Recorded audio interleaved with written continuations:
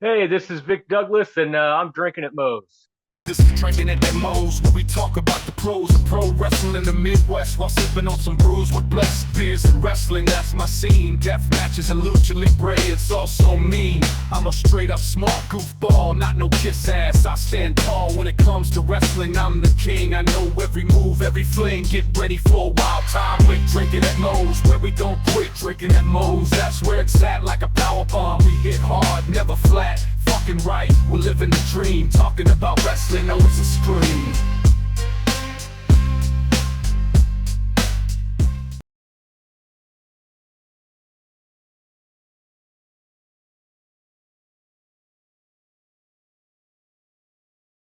All right, everybody, taking time out before we get this show started. I want to thank Reaper Apparel for having Drinkinatmos be a brand ambassador for their clothing line.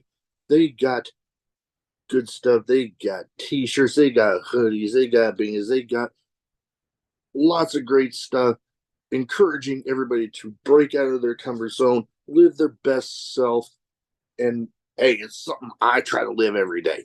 Now, be sure when you go and you're finishing filling out your order, use the code Drinking at Moe's, get 10% off, and the link and the code will both be in the description. Let's fucking go. There. Hey, I got the damn button. All right. So, hey, everybody, this is Drinking at Moe's, Big Mo here. You know the drill. YouTube, like, subscribe, share, comment, all that good stuff, because YouTube's algorithm is a pain in the ass. Where most places can find audio podcasts, to leave a review there. Today, I'm excited to have with me a guy that I've been able to work with Fight Against Suicide Wrestling on that first show. I've seen and met him multiple times at different promotions here local to me. Vic Douglas, how you doing? I'm doing good.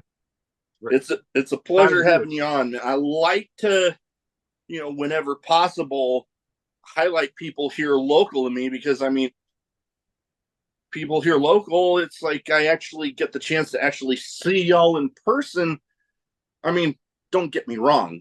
Some of the people I've been able to talk to through the podcast, I mean, it's been an honor, but to able to also talk to people here local to me, it's always a special feeling for me. Yeah.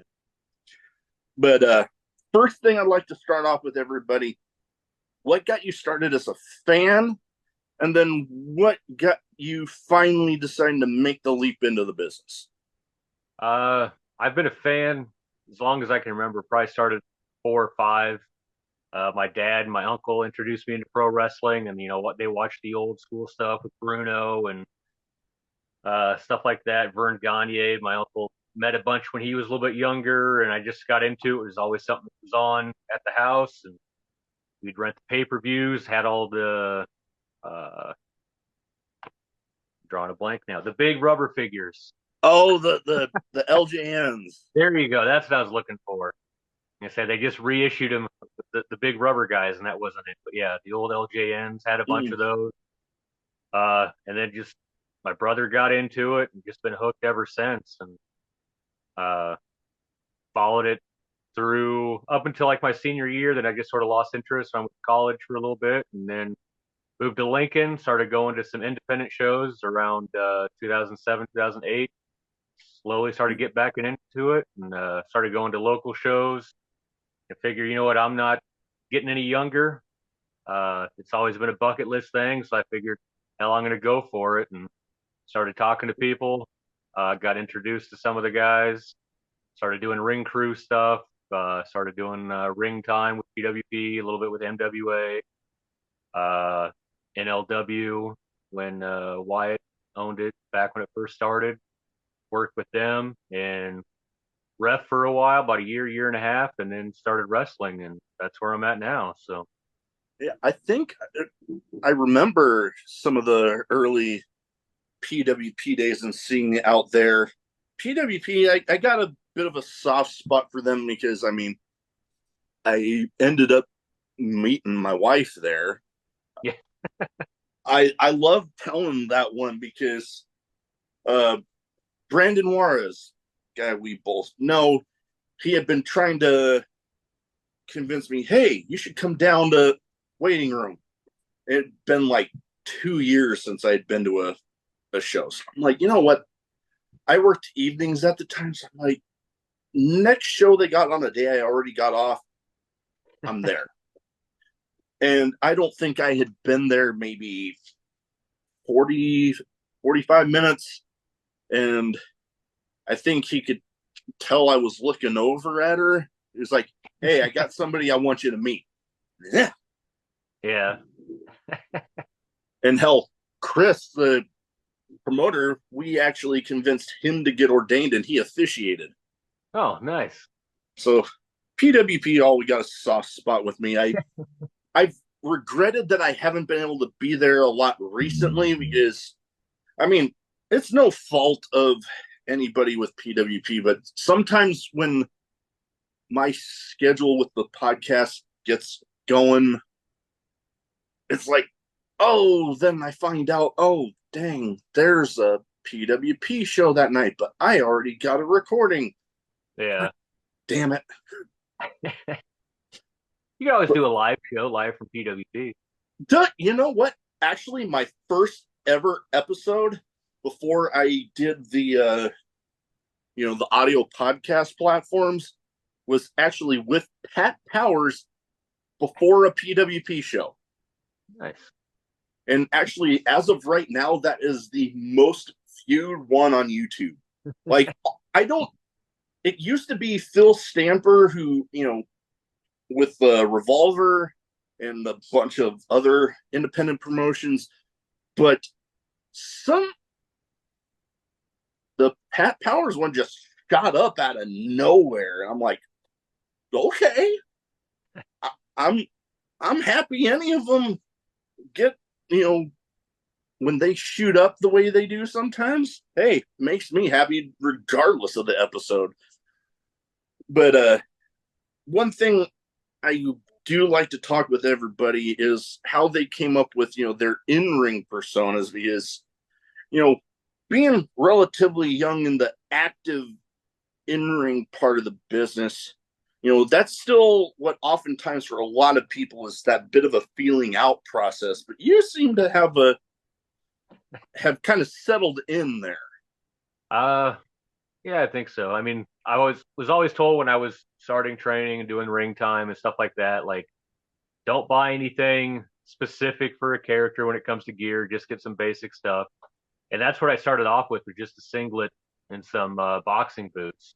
So that worked for the first match. And I had a couple ideas of where I wanted, I guess, the look to go. But so I was just sort of tried a bunch of different things. I had some tights that were like Brutus the Barber Beefcakes. Mm, They were like, skin tight, but they had like the fishnets going down the side and stuff like that. And I think I wore those for a couple shows.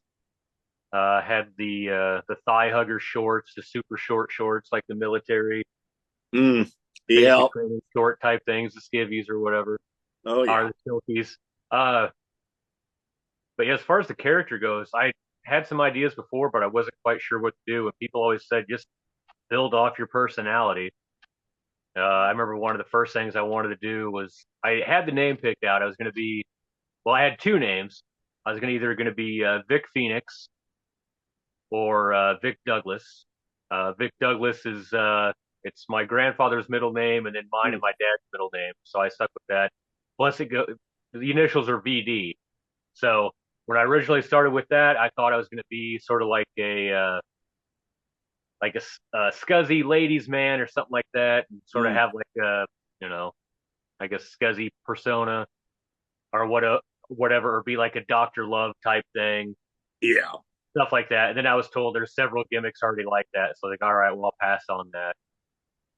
Uh, the Vic Phoenix thing, I was gonna do that because sort of with the Phoenix, it rises from the ashes, stuff like that. Mm, Uh, 2008, before my oldest son was born, I went into cardiac arrest and dropped dead right before a wedding. Yeah, paramedics had to use the AED and zap me back to life, and so I sort of after that thought, hey, it's a second chance, second chance at life. Start doing things that you really want to do, live out those dreams and stuff like Oh that. yeah. So I was thinking about doing that, but then sort of got some crap from some people. It was too much. Like they immediately thought Beth Phoenix or something like that. So Mm, they were associating with that. Not that it was a bad thing, but just it was too close to that, and I sort of wanted to gotcha. do something a little bit different. Plus, if started wrestling for PWP, Pro Wrestling Phoenix, it was known at the time. It might be a little different, but Yeah. I went with No, PD. being having your name being too similar to one of the promotions that you're at a ton could I can see that being like a little like, oh, okay, I might steer away from that.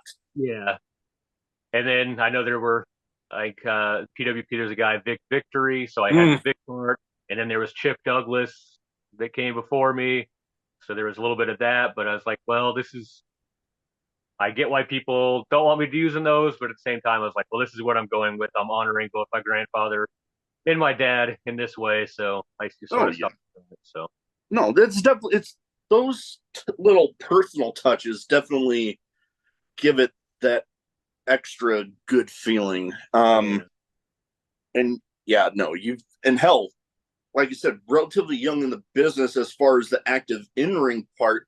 You're already coming up. We got the titles behind you there, two different promotions that you yeah, worked. two of four I've had, so Yeah. Now feel pretty the lucky and honored to have all those. oh yeah, and I've always been curious, with independent promotions, is it like, before I started the podcast, like, did they actually get keep those belts? And it's like, boom, you got the two of them Mm-hmm. right there. Yep. First one we'll talk about, we talked a little bit about PWP. You know, you got the Rising Phoenix title there. That is one of their singles titles. I Yep. believe I was actually at the show where they crowned the first one. Oh So wow. that was something special. I mean, I've actually two different independent promotions. I was actually at the shows where they crowned the first ever title holders for particular belts. One in Oceanside, California, and I still talk with a bunch of the guys going out there for SoCal Pro, and then PWP with the Rising Phoenix title. It's been held by as far as in our area, some pretty big names. Like the line of champions has been a who's who in the area. What's it Yeah. like, for you being relatively young title, but still it's being held by some of the greats in our area. Yeah. It still blows my mind. Like I check on Cage Match every once in a while. Stuff gets updated and keep track of my matches, and then I have a Google Doc that I keep track of everything like that. And like someone just sent me a text the other day saying, "Hey, Cage Match list that you're at 100 days for the Rising Phoenix Championship," and it still No. doesn't feel like I've actually got it. It's just I don't know. It's weird. I've always had a case of imposter syndrome with this. Like maybe I don't belong. Like I don't like I question myself whether I'm good enough or not. But Mm. oh, I guess the fans and the promoters have said otherwise. Like Well, I seem to be over. I got some cheers going on that you do, yeah. when I wrestle. The promoters have been comfortable with me winning the title and Yeah. stuff like And that. So I mean I'm honored, and I join a long list of guys that I've looked up to and watched before. And I mean yeah. I beat Kyle King, and I think part of my in-ring persona came from him because I wasn't quite sure what to do, and he was out there just being goofy, and people always told me just be yourself, just elevate it, turn it up, crank it up to Mm. 11. No, And that's yeah. sort of me. I'm always doing stupid stuff and making jokes with things, being inappropriate when I shouldn't be, and my just my trying wife to have a gives me good shit time. about that sometimes myself. Good, good Got to make Lord. sure I have the filter on, but I don't know, with the Vic Douglas character, I have fun with it. And I think it was Kit Sackett. He's like, I'm not really quite sure how to nail down your gimmick or your in ring personality, but it's like you're a dad on vacation having a blast embarrassing his kids. And Yeah. that's and Yep. that one sort of been like, I'll take it. So, and that I am having a blast. I mean, I got it started in this at age 37, 38. Uh, I love embarrassing my kids, so just mix the stuff. I'm happy to be here, embarrass myself, embarrass them, and have Oh, fun yeah. with it. So, Oh, yeah. Like I can only imagine. My wife and I are actually expecting a little boy here. We got told that he'll. I mean, the due date's not till January, but we got told you're definitely having him before the end of the year. okay, So well, congrats. thank you. I'm pretty excited. I imagine I will definitely be one of those dads myself because I already know on commentary I've only been able to jump in the one time so far, but I brought that to commentary. Like Yeah, me, I wanted it to be, much like being that extension of yourself. Me on commentary, I was like, I want to be like I would be if I were just going to a show. yeah, Regular fan, just being the goofball self that I am. I called myself with a few people. I called it I'm going to be the Pat McAfee of the commentary team.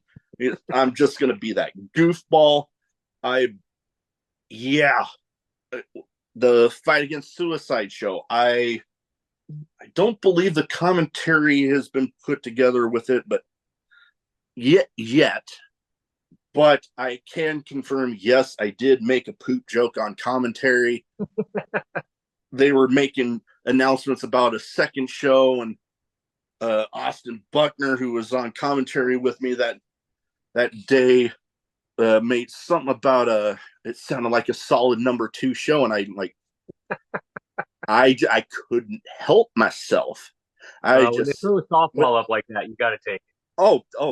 I immediately, without missing a beat, just said, yeah, because nobody likes a runny number 2.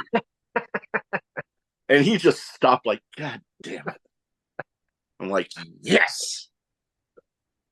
Because that's me when I'm going to the shows as a fan. I'm My goal is to make somebody crack, whether it's Yeah, the commentators, the wrestlers, referees, whoever. My goal is to make somebody who should be having a serious, paying attention, but I just say something off the wall goofy and they just can't help it. that's what I want to do more. I don't know, in the matches, I'm super focused on the match itself and doing what I need to do. And sometimes I need to remind myself I need to slow down and take it all in and, interact with the crowd and stuff like that. Because every once in a while I hear people yell something and I have a comeback that comes, but I'm like, no, I'm, wrestling and stuff like that. So that's I one thing I need to improve on is doing that. Oh yeah, I invite it when I do it because I remember I even had one time where somebody who was they made the typical heel your mom uh, Yeah. insult, and I just came back without missing a beat. Well, I hate my mom, so nah. Like I'm that goofball. Like Mike Bennett was in town like a year or so ago. I got him in his match. Like they had like a rest period. Some had just gone down. The crowd had just died down, and I couldn't help myself. I yelled out, Adam! And you could tell he was trying to hide it. But I talked to him after the show, and he's like, "Dude, you popped the hell out of me." I'm like, "Yes." That's because that's how I'm gonna be on commentary. Like if I'm close enough to where the guys in the ring can hear me, oh yeah, I'm gonna be Yeah. saying some stuff. Uh, that moment, like it actually reminds me of So I've got like one big like Major League Pro Wrestling WCW like interaction with wrestlers, and that was it was a junior in high school. Went to a house show WCW up in Sioux City, Iowa, and sitting pretty close, probably 10 rows back or so from the ring. In the match, it was Conan versus Disco Inferno. Ah. Disco Inferno came out first, and he got on the mic and he did some basic heat stuff, taunted the crowd and stuff like that, talking about how great he was. And it was one of those moments where everybody just goes quiet. And right as it went quiet, like I didn't plan on it. It's just one of those things where like we were at a crowded bar and you yell, and right as you yell, the place goes quiet and everybody hears it. Yeah. This is one of those things where right as I started yelling, the crowd went dead, and I said, "Hey, Disco, toss my salad." And he heard it. Everybody heard it in the crowd. He looked right at me and pointed and threw the mic down. And people around me were giving me high fives. And I was 17 at the time, but still people were like passing beers over, like, "Get this guy a beer. He's great. He's funny," stuff like that. And then, he threw a fit in the ring, stomped around for a while, and then Conan came out. He came to the ring and he grabbed the mic and he did his face stuff. He taunted Disco and talked up Sioux City, Iowa, however you can do that. And at the end, and he's like, just like my homie said, "Toss my salad."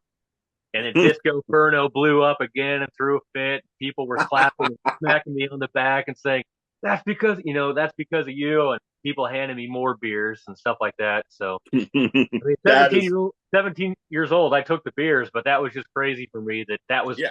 part of the show, just something that I yelled out right as the crowd went quiet. So that's sort of like my big, moment like that, or interaction with the big leagues and stuff like that. So, Oh, that is awesome. Like that actually reminded me of another one that I had at when AEW had their collision taping in Council Bluffs. I was third row right behind the announce desk. oh, nice. And oh God, I was so excited about that. But it was the Saturday after Tony Storm had made a comment about Mariah May slapping the tits off her opponent. And I just remembered saying, "Oh my God, please tell me Tony Storm is going to be at Collision." She was. The only disappointment I had is I went to watch back the moment that I got Luther, and it happened during one of the picture-in-picture moments. I'm like, son of a bitch. But I saw the reaction that I got out of him. But Tony Storm, another one of those, the crowd had just died down moments. And she was in the corner, and I just yelled out, "Slap her tits off!" And Luther just, "Oh my God." And I'm like, "Yes, I got him." I tell you, I got some random stuff like that. But conveniently enough, the building that Collision was in is also where PWP does some stuff for Comic Con. They are back. They had a little bit of a break, but I'm glad they're back actually, because they bring some pretty cool people through.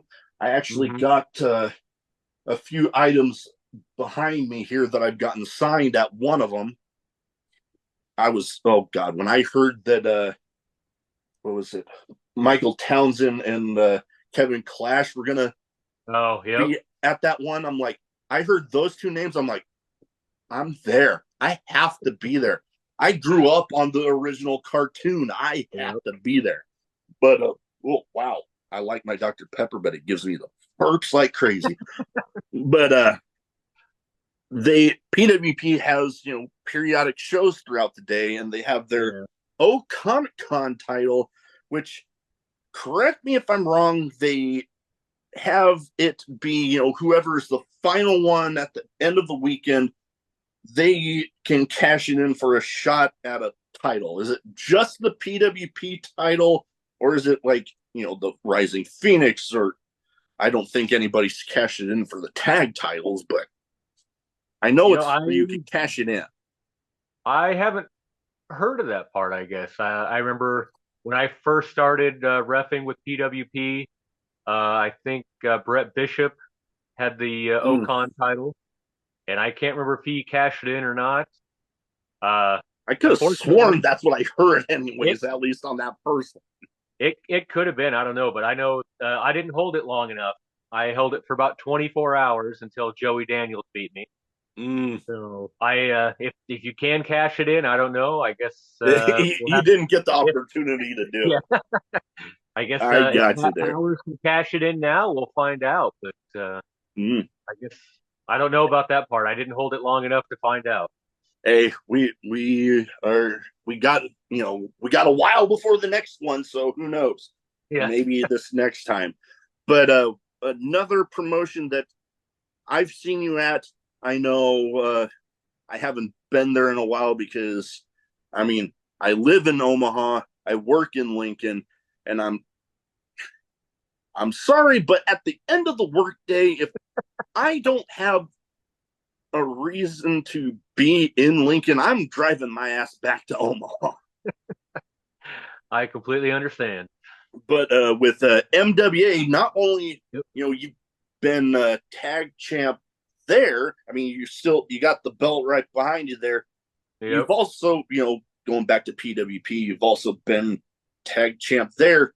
Do you like every wrestler has they love the tag team side of things, or they prefer the singles side? Which way do you lean there?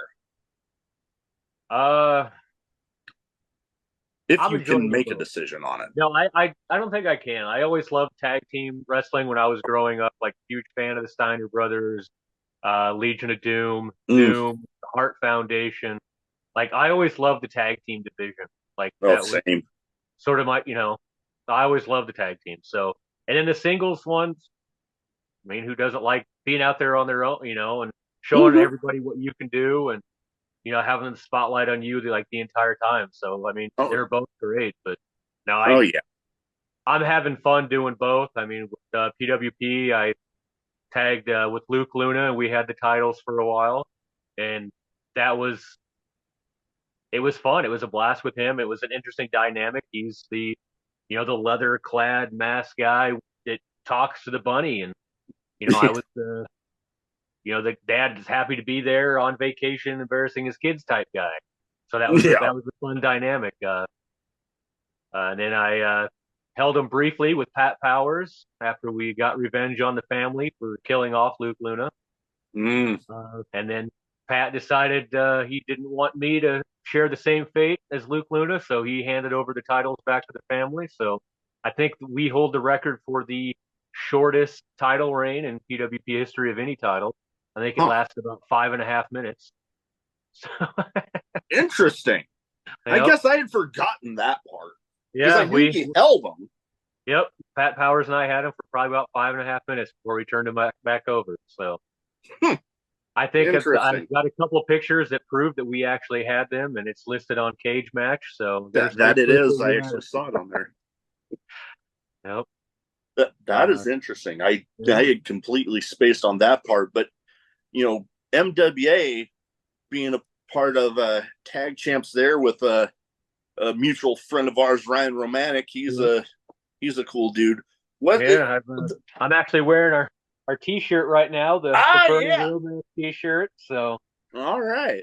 yeah, that's a fun tag team we got. Just a couple of sexy dad bods having fun, and I don't know if you've seen them yet, but we did a photo shoot not too long ago. I think I've seen some stuff from that. Yeah. We haven't released all the pictures. We're sort of waiting for the next MWA show. We'll print off some more, and hopefully people will buy them. We'll sign them for people, stuff like that. I I think mean, the thing for some I ladies, it saw, might it be pretty reminded good. me of the old oh god, the cover Shawn Michaels did for Playgirl. Yep, yep. And actually, I'm part like, of the oh dude. Like for some reason I was like, dude, that is awesome. yeah that the Shawn Michaels thing, and then I don't know if you've ever seen the Cabin with Burt Kreischer. There was is on Netflix, I don't think and I've seen it.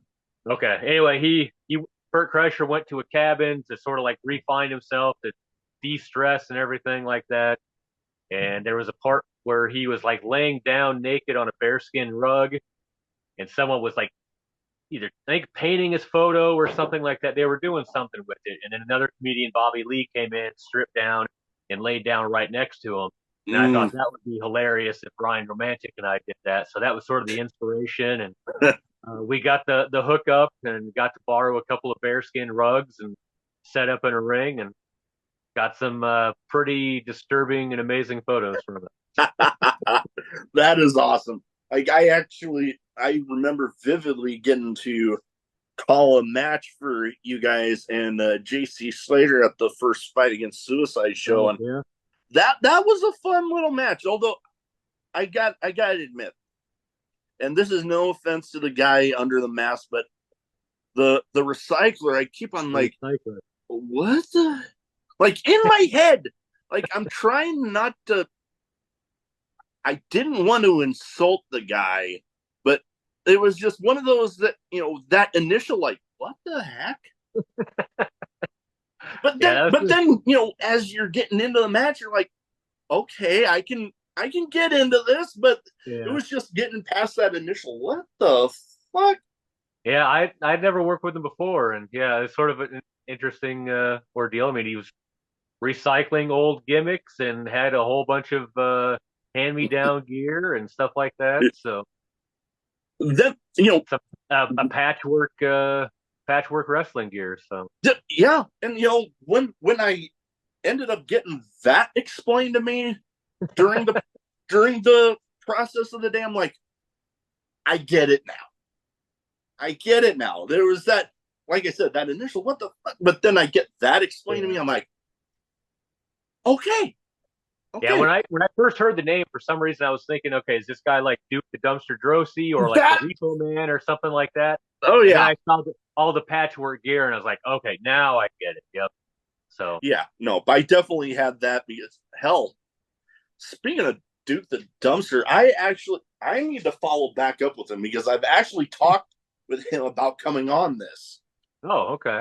So I'm like wanting to do that, and there was a comment you made about somewhat feeling at times the imposter syndrome sort of thing. That I actually have had a few moments in the life of the podcast so far that I felt like I was having one of those, like, oh, I got invited to be a part of everything for Warrior Wrestling's St. Louis stop a few years ago. And man, getting to be a part of the Fan Fest and seeing my podcast table was literally right across from Mike Bennett. And then there's, the corner right down from me was Lance Archer. And then literally two people from him was, he was Jonah at the time, but he's backed by Bronson Reed now. Mm-hmm. Yeah. And, a few people from him was Jeff Cobb. And then another person or two away from him was Athena. And I'm like, what am I like? I was having that. I feel like I'm out of my element here. Yeah, that's sort of the way I feel every time I do a show. I mean, I look around and see some of these guys I've been watching for a while, and especially when they bring bigger names in, like Tommy Dreamer was at PWG last year, Rhino this year. We've had Sean Hernandez at MWA, Beer City Bruiser at MWA. I've had him on. Yeah, I mean, these are guys I watched on TV before. I mean, Rhino was at WrestleMania. I mean, it's just weird, like sharing a locker room with these guys and talking to them and stuff like that. Oh yeah, thinking, man, I'm just some middle-aged dude from Lincoln, Nebraska. Oh God, I had the same thing, especially when Bronson Reed actually agreed to do a shorter version of the podcast. Like he get right after the Fan Fest ended to right after, like he had to go put on his gear. He said, "You got this amount of time." I'm like, "Sweet, let's do this." But in my head, I'm sitting here like, yeah, I am literally sitting here talking with a guy that has been a headliner with WWE.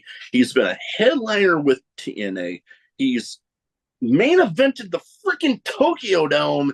And if you would have told me, back before the Navy, back growing up in high school, that one day I'd be doing something where I'd be talking to somebody like that, I would have thought you were full of shit. Yep. Yeah.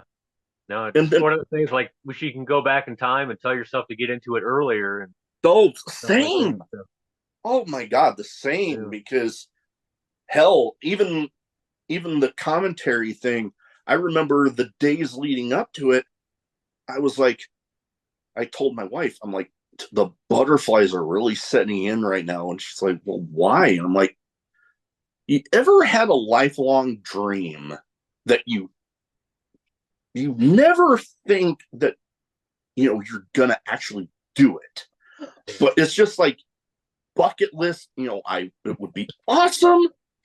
And then all of a sudden you're getting an opportunity to do it, and then you're literally like one full day in between actually getting to do it, and you're just like, holy. And then I'll admit, started off a little shaky because I was still in the holy shit, this is actually happening. Yeah. And I got my rhythm, but yeah, no, the whole thing, that was definitely one of those, imposter syndrome type moments where I was just like, this is actually happening. Yeah. And Yeah. Luckily for me, the wrestling has been going better. I know when I first started refing, the first I think 2 matches I ref were a disaster. At least first one for NLW, their first show, first match, and then my first match I refed at PWP. Those were sort of disasters. Sort of a little not too bad at PWP because I was running to the ring, and there's at PWP the ring's right up next to the stage. mm-hmm. There's about a 6 to 8 inch gap between there, and my foot hit that gap, and I went. Oh, One of my I, legs went straight down, and I caught myself on the ropes. And I had to pull myself back in. So that was I sort of think like I my was there for that one, actually. yep. And then if that was if that's the biggest thing that goes wrong, it was fine. But Oh yeah. and then NLW, his first match, nervous, and I was always, I guess I was nervous, and people could tell I was. And the promoter came over and said, "Hey, your job is just stay out of the way, enforce the rules, count to three. If they don't kick out, that's on them." So the first match I did was since it was a new promotion, they had to have a title or a tournament for their title. First match I did was Jossie against Kados or Kyle King. Oh boy.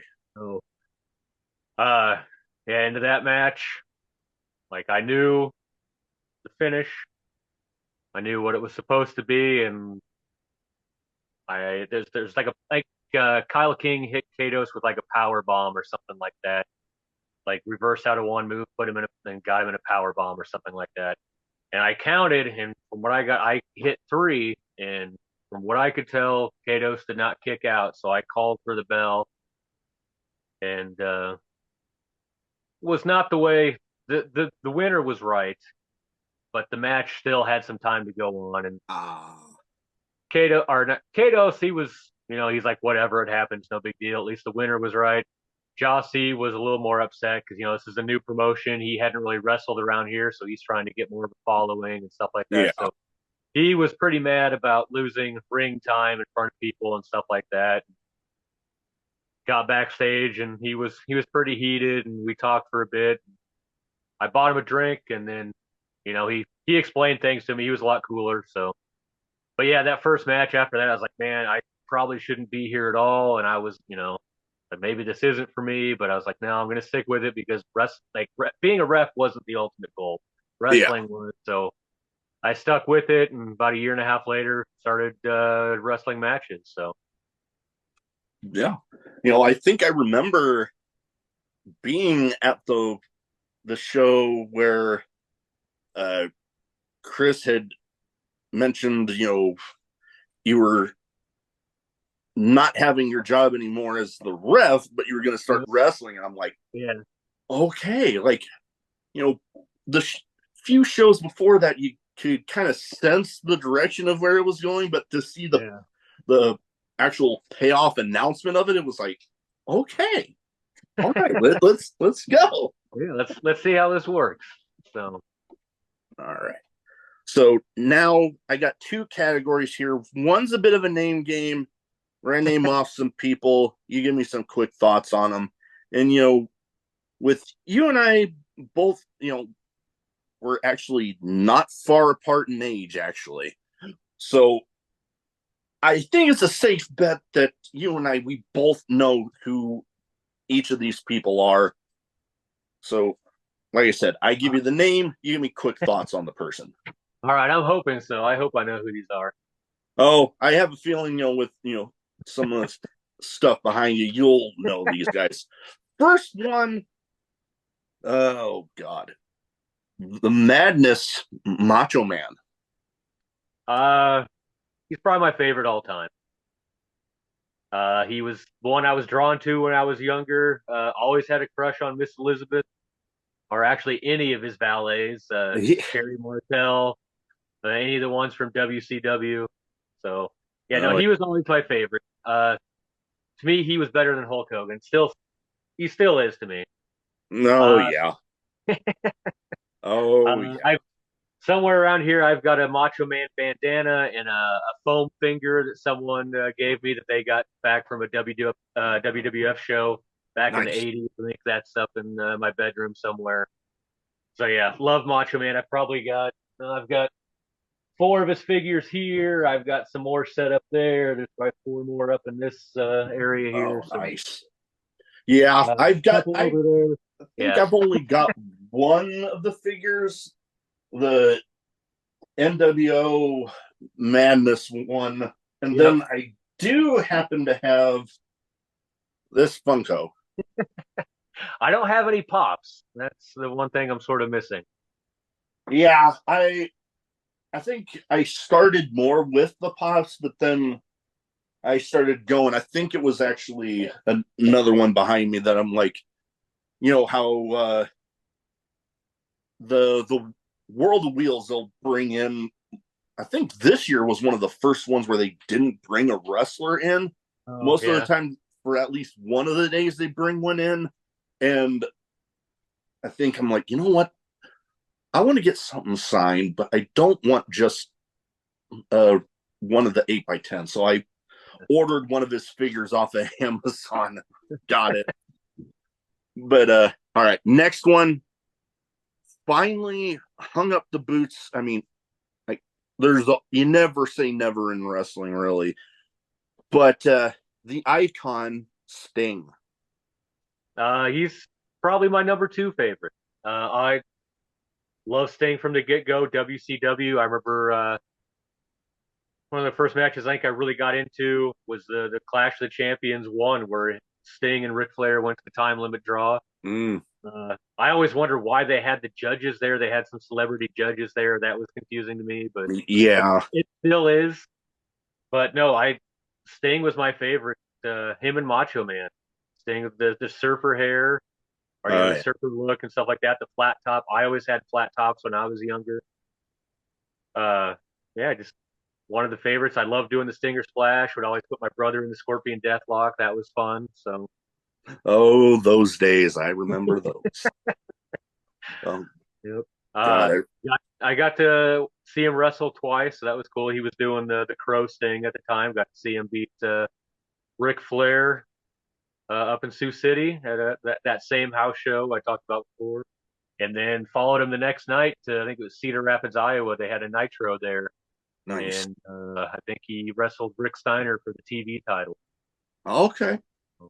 Nice. Yeah, I don't think I've ever actually got to see him wrestle, but I believe one of the two AEW shows I went to, he was there. So that was Yeah. a cool experience, for me being one of the young.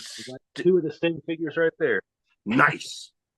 And yeah, I think, being one of the young Stingers from back in the day, getting to actually finally see him Yeah. in a show was something special. Much like hell, the next person on the list here, my personal all-time favorite, and the only person that really has his own section behind me here, Stone Cold Steve Austin. Uh, yeah. I'm always a fan. I remember like watching him back when he was stunning Steve Austin in WCW. That's Mm-hmm. everyone sort of got to see him. I always felt like I knew he was a good wrestler. I knew he could do something, but for whatever reason, just I didn't like him. He was doing his job as a heel. I didn't like him, and then he was part of the Dangerous Alliance, and they went up against Sting's team, and didn't like him then. Same with Rick Rude. He's one of my favorites, and he was the Dangerous Alliance. And I mean, Rick Rude's probably one of my favorites now, but back then, hated him Oh, too because he was going against Sting. oh, God, yeah. And then, I really liked him during the Hollywood Blondes thing. Mm. Pillman was another one of my favorites growing up. So I really liked that tag team. And then, once he became, Stone Cold Steve Austin and WWE and the whole Austin 316 and when it blew up, I mean, I remember at my high school, I was one of few wrestling fans, or at least ones that were open about it. I mean, at the time, you know, early mid '90s, people weren't always Yeah. open about being wrestling fans. And then not stunning Steve, but Stone Cold Steve Austin, the 316 and the open of the can of whoop ass, like it blew up at my high school, and like everybody was wearing the shirts. Oh, yeah. So that's I guess to me he really made wrestling blow up. I guess when I was in high school and made me Same. realize there are a lot more wrestling fans than I knew about. Oh, God, yeah. No, I had the same thing. And it was funny for me because in my hometown, there was a Catholic school and a public school. And my parents sent me to the Catholic school, but it was it was funny for me being a Stone Cold fan wearing an Austin 316 shirt into a Catholic school and having a priest ask me about Austin 316. And I'm like, it's a pro wrestling thing. You didn't explain to him what it means that Stone Cold just kicked your ass, or I was trying not to get detention. I was trying.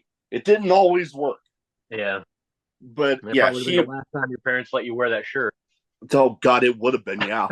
Oh, totally would have been.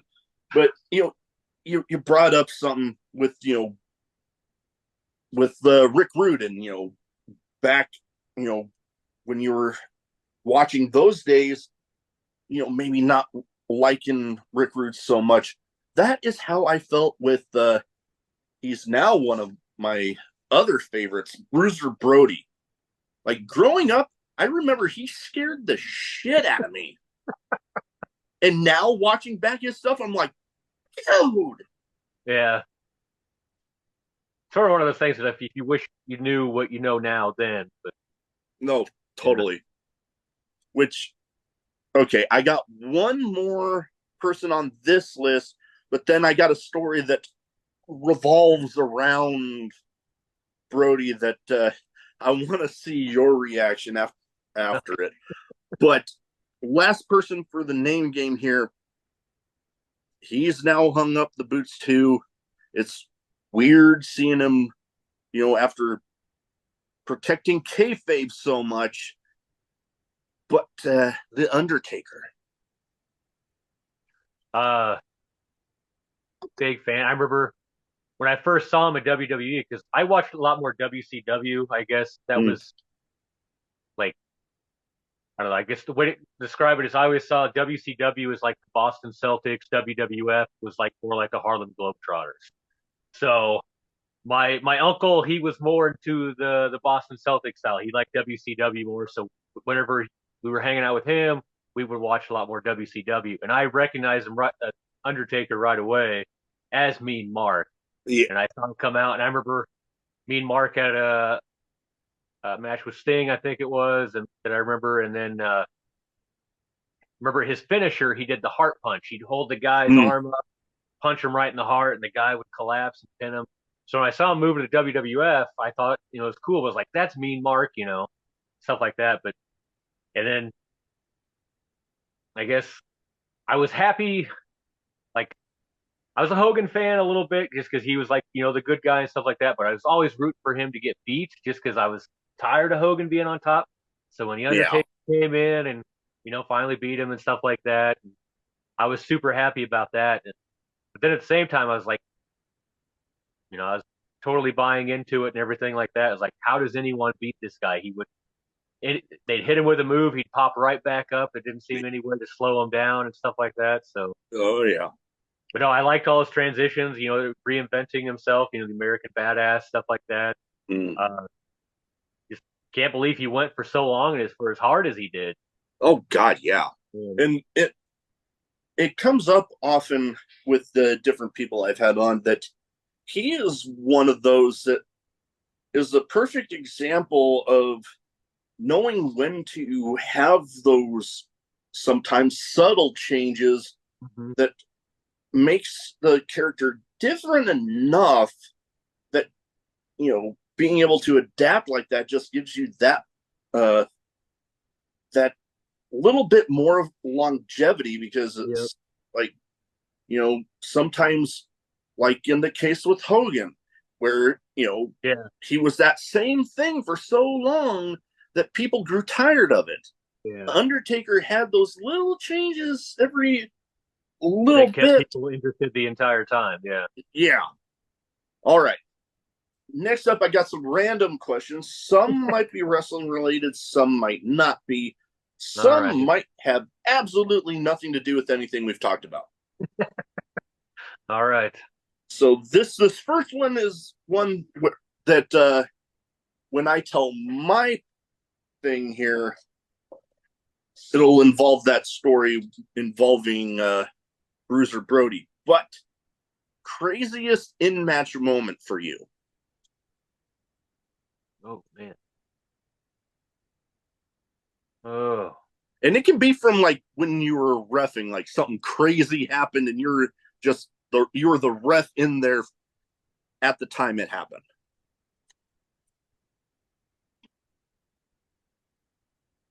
Man, I don't know. It can be I hard know to there's been, choose.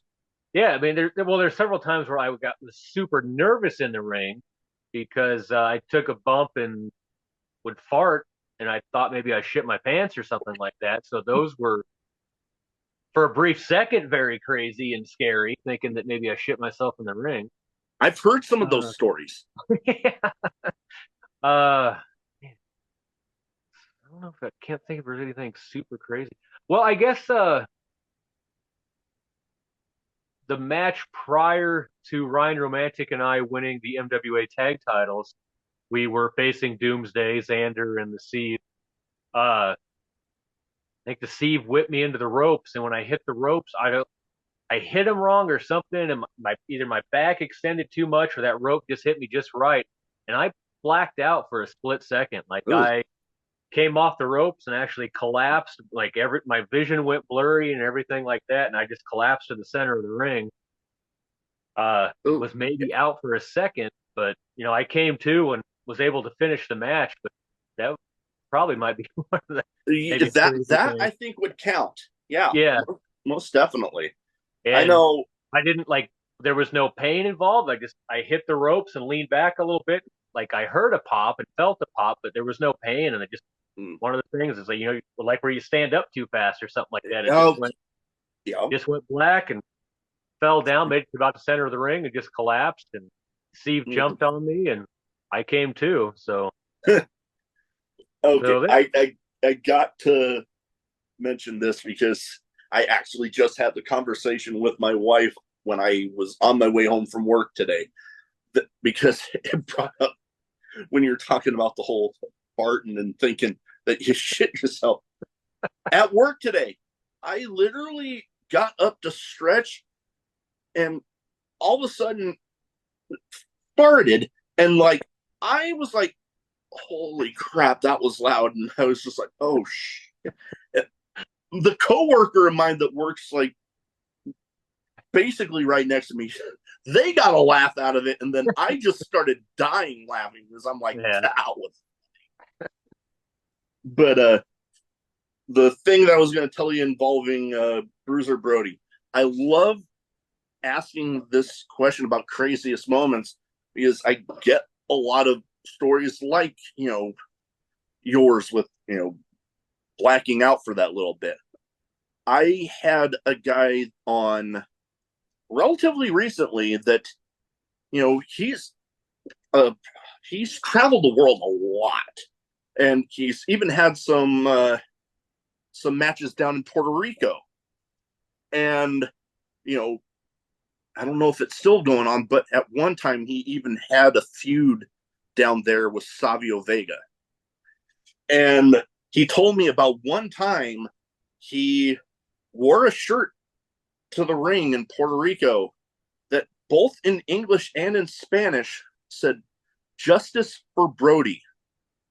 And I'm like, oh, fuck.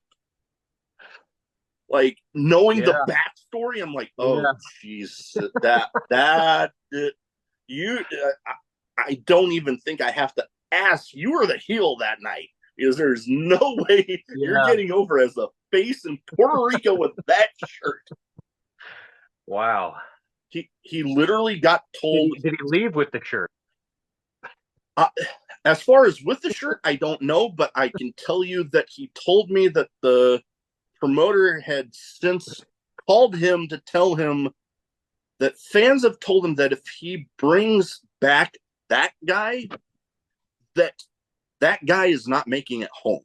And I'm like, no offense to anybody in Puerto Rico, but knowing the stories that I've heard about the fans down there for the pro wrestling shows, that sounds about right in line for it.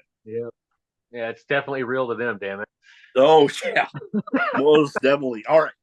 Next up, hobbies you have outside of wrestling, which I think, judging from some of the stuff behind you here, I might know at least one of them. Yep. Collect action figures. Been doing that forever. I'm a collector. I pick something and I just go nuts. And I'm sort of a completist too when it comes to stuff. I like to have all of everything. So if it's not action figures, whether it's wrestling figures, Ninja Turtle figures, Marvel Legends, I've got tons of those, GI Joes, and then just random ones that I collect just because I like them. I got a box full of He-Man figures down here somewhere. Comic books. I'm a huge X-Men fan, Batman fan. So my start of the gold, I'm gonna somehow in some way get every X-Men comic in some form, whether it's in a trade paperback, an omnibus, or something like that. I'm gonna have all the X-Men comics. I don't know. I think I've probably got about 80%. I think a lot of the new ones I probably don't have right now. I'm trying to play catch up because all my money's going to wrestling figures right now. Oh yeah. And then with the figures, like obviously they're out of the packages. I still have some that are in packages that I sort of more collectible ones or whatever. But my sons and I, we like to do toy photography. So I've got all sorts of diorama type things, props that we use. So we'll set them up in position, set up a bunch of figures. There's actually a diorama company, Diorama Prints. I set up an insane asylum photo with them, and they actually use it for some of their promotional materials for a while. So that was pretty cool. So when I have the time, I get into it. I really, dive into it. So hey, I can respect that. I know for me, when it comes to my figures, the only ones that I really keep out as far as wrestling are for the ones that have passed away. Like I got my whole section here with, one of my personal all-time favorites, Big Boss Man. Yep. Loved him. Legion of Doom, Andre the Giant back there. Funko Pops. All my other ones, like for people that are still with us, I don't know why, as far as wrestling stuff, but I like keeping them in there in case I actually get to someday meet the person. So because I don't buy the stuff already signed. Like I like Yeah. that story of taking it to them. Like hell, some of my favorites. My first one was Hangman Page. Got that one, and I'm having to go down to my second shelf here with like Matt Cardona and Danhausen. Met them, and yeah, I just love that, getting to tell them certain stories, like Yeah. with Rikishi and the head shrinker Yeah. fought 2-1. I got to tell him the story about him being in my first ever WWE show as one of the head shrinkers. Yeah. That was cool. Or getting to He was at tell UConn. Matt Cardona that him and the major wrestling figure podcast guys and guys like Ethan Page were what got me like really back into doing some of this. And hell, Ninja Turtles, obviously. My Yeah. I I'm still on the hunt to get all of the Universal Monster mashup ones. Yeah. Like I have the 2 versions of Leo, and then I have Mikey as the Mummy, Raph as Frankenstein, April O'Neil and Casey Jones. I'm still hunting down the other ones. Haven't found them yet. Yeah. No, I did a birthday party for Andy Martin's son Dallas in Marshalltown, Iowa, and it was, birthday wrestling show. 3.5, maybe 4 hour drive, and I probably hit 6 or 7 Walmarts and Targets on the way there and on the way back, just hunting for stuff. So yeah, that's probably one of my hobbies too, is just looking for the things. I hit, Oh there's yeah. four Walmarts in Lincoln, 3 Targets. I probably hit all of them, maybe once a week, maybe once every other week or something like that. But I'm always Oh looking. yeah. Oh god. I'm kind of the same. Like my wife and I will be passing by in Target or Walmart, and we'll pass by the toy area. I'm like, I'm gonna look over here real quick. Yeah, that's And yeah, usually when I go with my wife. We get that out of the way right away. I'm like, hey, I'm going to toys. We'll meet here. Give me 5 minutes, 10 minutes, whatever, and oh then yeah. meet up and do the actual shopping unless I find something that I Oh absolutely yeah. need. Oh yeah. I've definitely been there myself. And hell, as far as Target goes, literally the part of Omaha I live in, regardless, you go out to Maple Street, there's Target one way, Target pretty much the same distance the other way. Yeah, It's like, and it's weird the differences of the stuff that they have. It yeah, is strange. yeah. I know. I noticed there's a huge difference between the stores in Omaha and Lincoln as far as what they have. Like, seems like Lincoln rarely has like the stuff I really want. I went to Omaha last week, the week before, and dropped way too much because they had all the stuff I was looking for at Walmart and Target on West Maple. So, and then it's fun too looking out for other people, the stuff they collect. Mm, Chris Metry, the promoter for PWP, owner promoter, he's a huge collector too, and he's into the WWE Superstars line, mm, and those are Walmart exclusive, so they're hard to find. And I found a set of the Razor Ramon Wave that just came out. He hadn't mm. found them yet, so I picked him up and I was back in Omaha a few days later, dropped him off and stuff like that. So we look out for each other to find stuff that we're looking for. Oh, that's always awesome when you have a group that they'll remember little stuff like that. Like, Yeah, oh, I can, and then knowing that they'll do something like that for you down the road. Always, yeah. always a And nice then thing. it helps having Billy Peck, being Oh part yeah. of the major world order with all the figures and stuff like that. So Oh I'm yeah. always bugging him about insider information that's coming up. Oh But yeah. he's got his rules, so he doesn't always give me all the details I want. He'll drop little hints, but Oh he's yeah. pretty hush hush on it. He has to be, so I don't give him too much crap. So Oh yeah. No, I don't either. I know I actually had him on a while back, and I remember talking about before the AEW figures actually released them, but I was saying, man, Ethan Page should have a damn figure. And then he actually sent me like the prototype pictures of like, nice. oh, they're releasing, like, oh, sweet. And then going, with the major wrestling figure podcast guys, when I heard that Ethan Page was getting one of the big rubber guys, boom, the day the pre-order hit, I was on it. Yep. That's like, I think that's the only one of the big rubber guys I'll have at that moment. And I think it's like coincidentally right around the time that my baby's gonna be arriving. So it's like, yay, I get a whole bunch of stuff happening all at once. Yeah.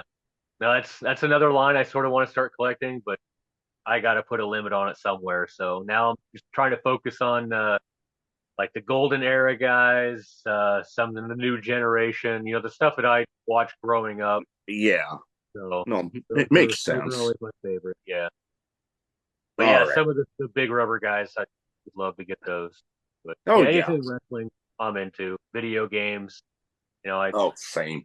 My kids have the PlayStation 5 and they got that occupied, so I never get to play that. So I play a lot of the WCW NWO on N64 still. I play a lot of that still. Oh yeah. I got them I can get my hands on. Oh yeah. I got that right behind here. I got mine's right in front of me. Oh yeah. But all right, next up here. As of recording, we are inching closer to Halloween. Favorite Halloween candy, or favorite candy in general? It's gonna have to be Reese's Pieces, not Reese's Pieces, but Reese's peanut butter cups. Oh yeah, I love those. Or now that it's Halloween, it's the pumpkins or the bats or whatever they are. There several times there's a Target, probably a mile and a half from my place. I will get a bag of like the fun size ones, and before I get home, they're gone. So yeah, I've definitely been guilty of that. Because when I buy them, I can't lay off. So, but yeah, those are definitely my favorite, followed probably by Snickers. But yeah, they're the Reese's peanut butter cups or the Reese's bats or pumpkins or Christmas trees at Christmas time, whatever the thing is. Oh yeah, if it's chocolate and peanut butter, I'm all in. Oh yeah, nope, I am right there with you. Think only thing besides that, I do enjoy Twix, and those sour gushers. I swear they I found a bag at a gas station one time, and I'm like, I'm gonna try these just out of curiosity. They're like freaking crack. They're addicting as hell. And Halloween's coming up, and I'm not going trick or treating, but luckily for me, I guess it's good. My youngest is allergic to peanuts and stuff like that, so I get to go through the bag and take all my favorites. So all right, yeah, that kind of helps, with like in peanut butter cups. You see those are like, oh, mine. Yep. And then obviously I'll be at Target the day after Halloween getting the Halloween candy sales. Yep, and looking for more wrestling figures. So yeah, 2 birds with 1 stone right there. All right. Next up, with the name of a show like I feel like I have to ask this.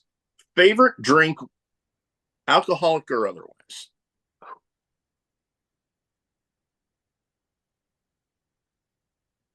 I was gonna say Dr. Pepper, but I think Coke from McDonald's. Like, if I can't get the Coke from McDonald's, then it's Dr. Pepper. But if I can get a Coke from McDonald's, that's what it is. Oh, yeah. Some people, I've seen it when the conversation comes up, they don't get the Coke from McDonald's thing. I don't know what it is. I've heard some people try to explain it. It's shipped like normal sodas are shipped in like plastic bags. Plastic bags in the boxes. The Coke is shipped in steel containers. It's already cold. You know what? So for whatever reason, it just makes It it hits better. different. So, yeah. Oh yeah. Nope, I can definitely agree with you there because I that was the explanation that I forget who it was that gave it to me. But yeah, that was the explanation they gave. I'm like, And makes apparently they're sense. the only place that can do that.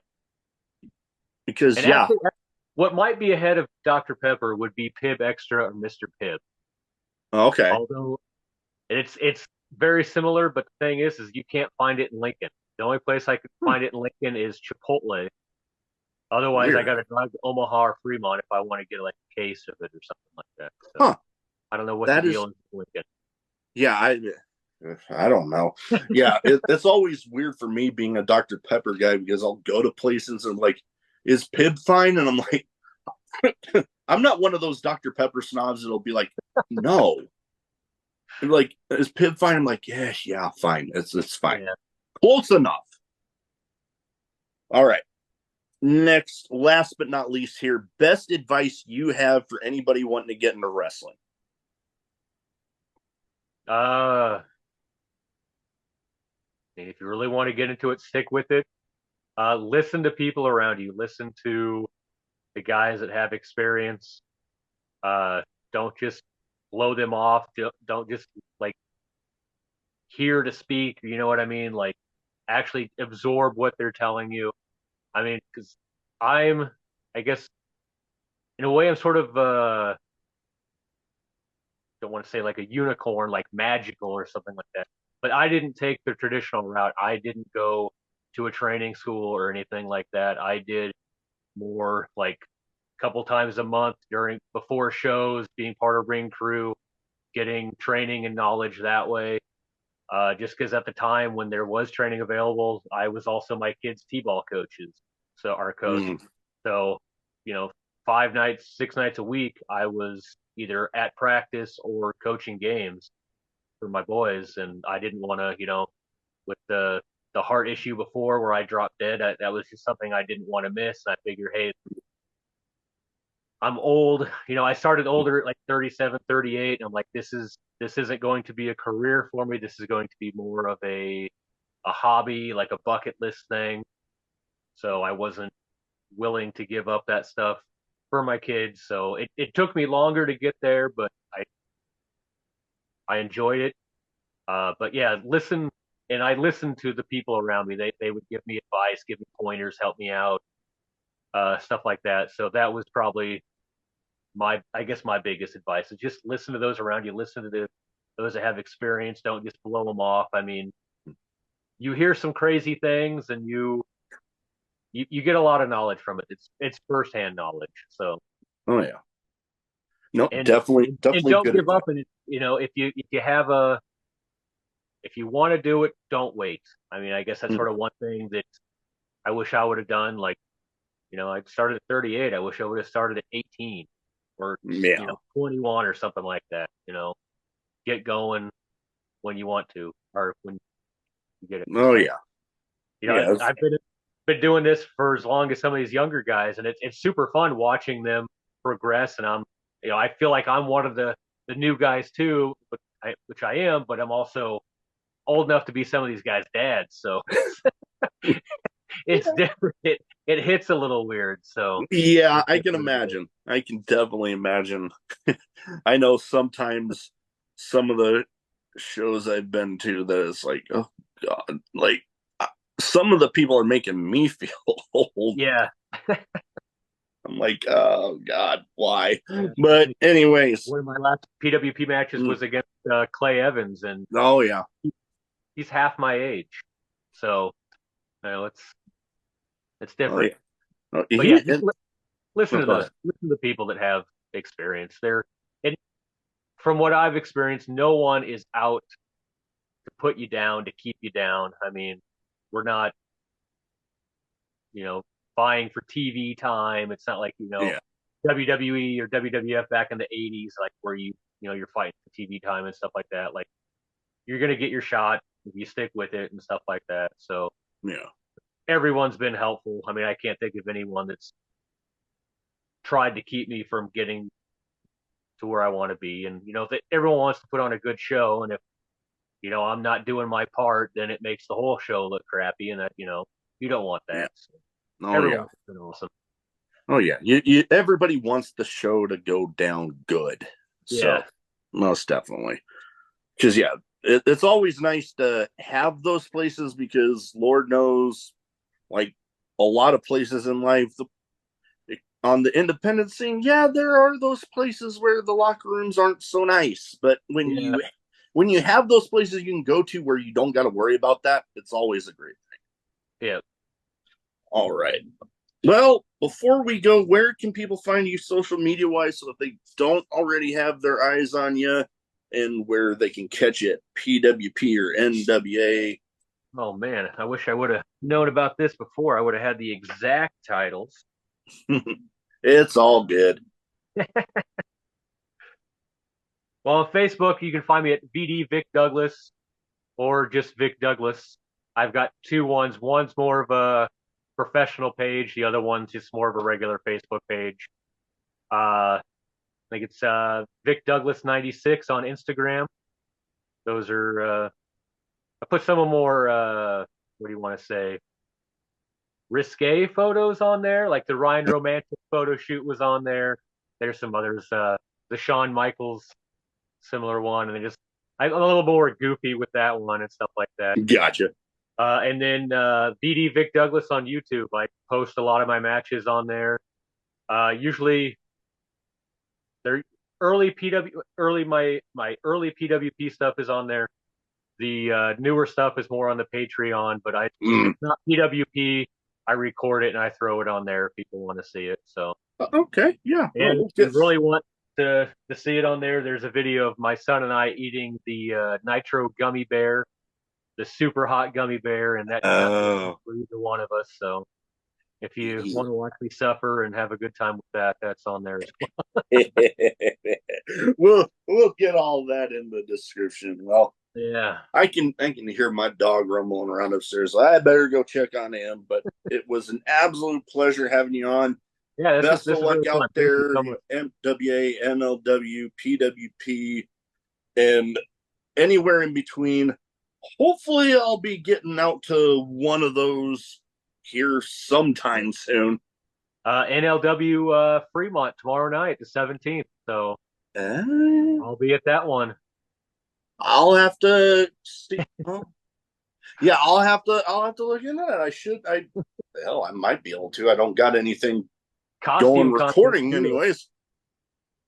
So there's a costume contest tomorrow night too. So oh god. Yeah. I do not have if I go, I'd have to go find in a damn costume. I ain't got anyways. That would actually be fun. I'll have to look into that. But that is about it. Thank you so much. Have a good rest of your night, man. You too. Thank you. Have a good night. See, this is a part with the fucking